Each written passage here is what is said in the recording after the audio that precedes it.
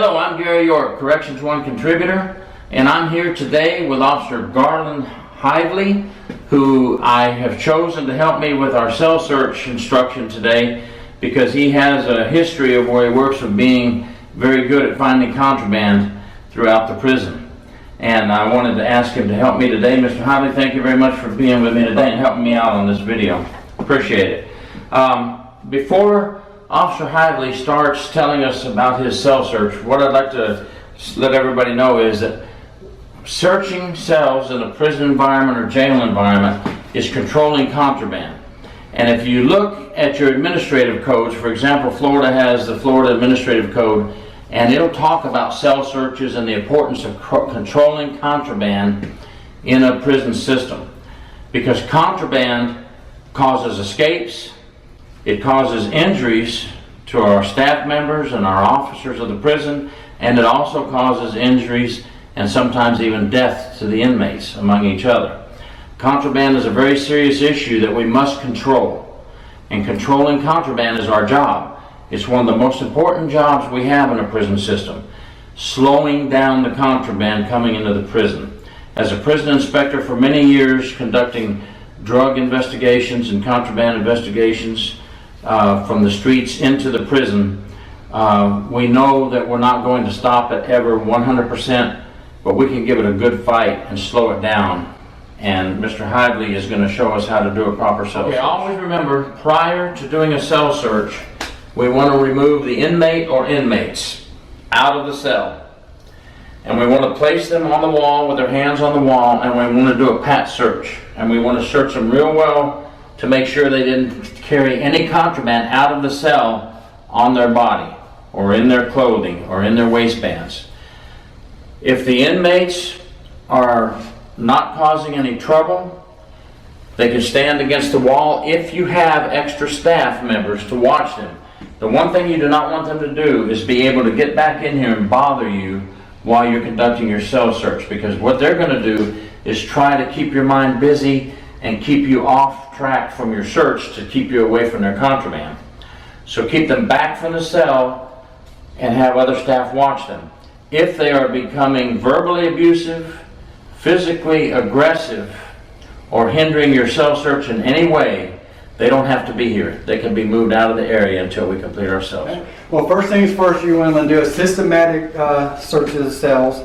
So you're going to pick a starting point from the room and start from that point and start working your way around. So what I usually do, since the door is where you come in at, I usually start at the door, make sure that you check all the little crevices. Don't be afraid to touch things, because you never know what could be loose, what could not be loose. And just work your way down.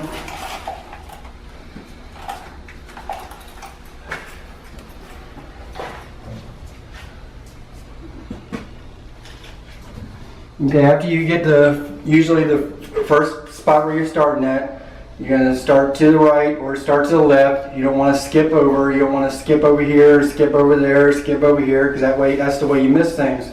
So what we're going to do after we do the front, we're going to start going this way. First thing I'm going to do is I'm going to start with the bed. Usually I start at the top of the bed. I'll hold that for you.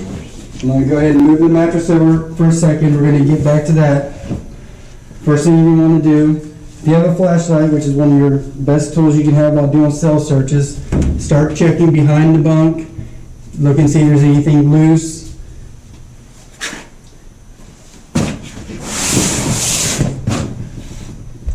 Keep checking the back.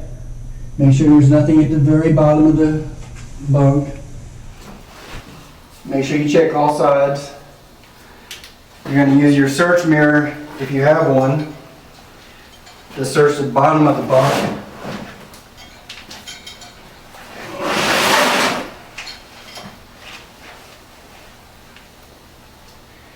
And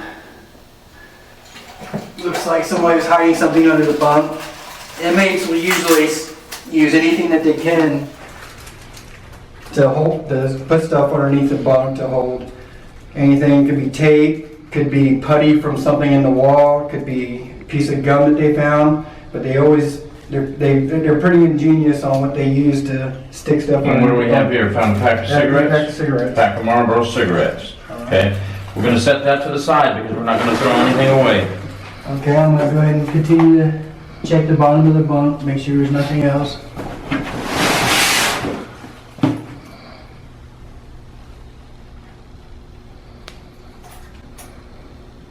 And it doesn't appear that there be anything else in the bunk. There you go. Alright, so when you secure the bunk, next thing you're going to do is check everything on top of the bunk. Since the uniform's on top, I'm going to go ahead and check the uniform first. When you're checking the uniform, you don't want to do this in case there's something sharp in the uniform. You're going to want to pat it, being very careful when you pat it. Main priority is not to get stuck by anything that's sharp.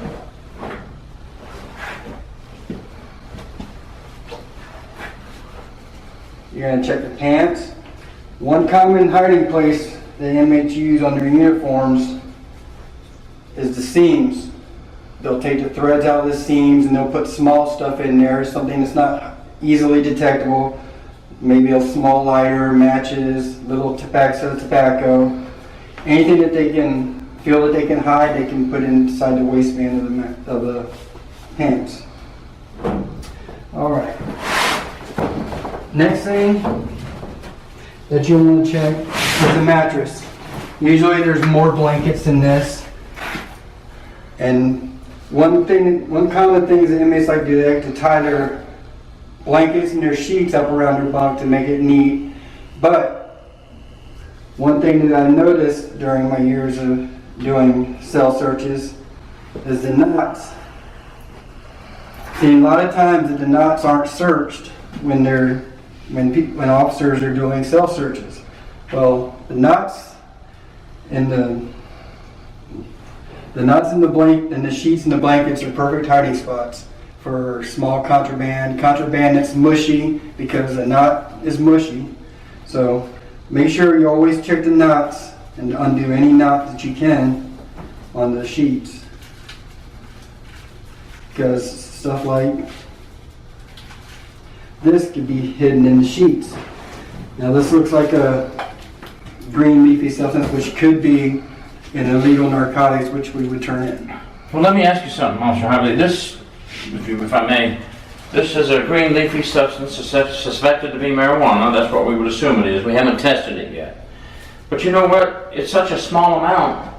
I mean, why even go to the trouble? Why don't we flush it down the toilet? Well, in most places that would be against the policy of your agency or your department.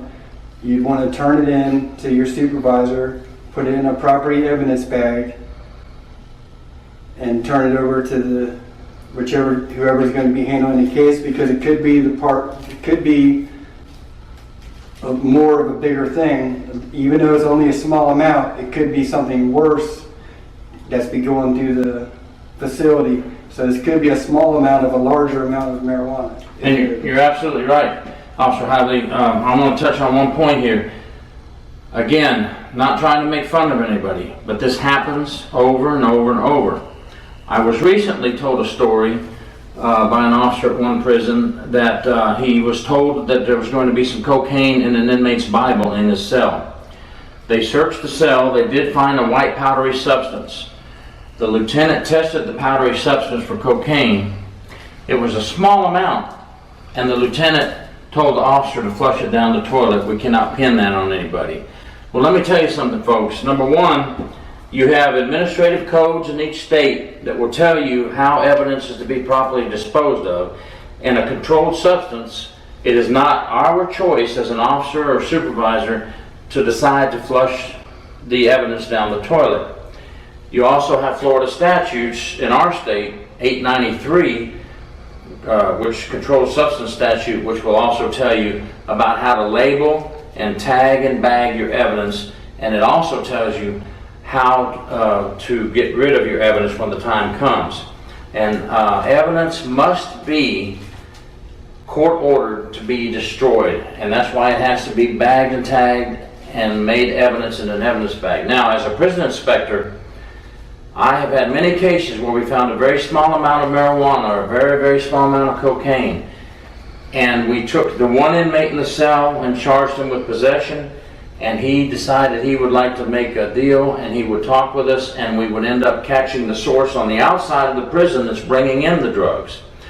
If there's more than one inmate in the cell, we separate all of them. If they all deny being the owner of the drug, we listen to their phone calls, we monitor their mail, we search their cells, we search all their letters and read every one of their letters, and many times that has led to the big source. So we may be putting out a small fire by flushing this down the toilet, and that solves this little problem here, but it sure doesn't solve catching the source who's bringing the drugs into the prison.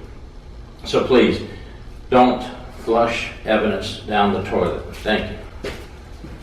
Okay, continue with the search. After you get your blanket search, move it to the side. The next important thing you're going to do is you're going to check the mattress. The mattress is a haven of things that you can be hidden inside of a mattress. You can find all kinds of things in a mattress. Most mattresses are sewn on the sides. And mattresses in your facility, if an inmate is using a mattress, it should always be intact, all in one piece. Shouldn't have any tears, rips, cuts, anything like that where something can be put inside the mattress. If it does, remove it from that cell. Some facilities have areas where they can repair the mattress. Some agencies just throw them out. But there should never be a mattress that isn't fully intact inside of a cell. It's too easy to hide things in a cell. What you're going to do to search a cell, or search a mattress, you're not going to just blindly rub on it and tap it. The easiest way to, if there's something trying to find something, is just roll it up. Because if something's hard in there, it's going to keep it from rolling up and you're going to feel it. Okay? One side, and you're confident that side's secure. You're going to go to the other side and look for stuff like this. You're going to look for ripped mattresses that are torn or ripped or cut or however it happened. And so it's worth usually investigating, see if there's anything in there. And this is the kind of stuff that inmates hide in a mattress. A shank which could hurt another inmate, could hurt you, a fellow officer. This is why we do cell searches, to keep things like this from hurting people. Very good. And these things are very common in the prison system. Homemade shanks, very common. It can be made from just about anything they can find. All right. And when you're confident that your mattress is clear, this mattress is going to be taken out of the cell when we're done with the cell search. It doesn't need to be in here anymore, and it'll either be fixed or thrown away, whichever your agency does. All right. After the bunks, usually what I like to do is I like to go to the boxes and anything that they have on the floor in that area. And this particular person had some shower slides, which is usually the most common thing that they have inside the jail.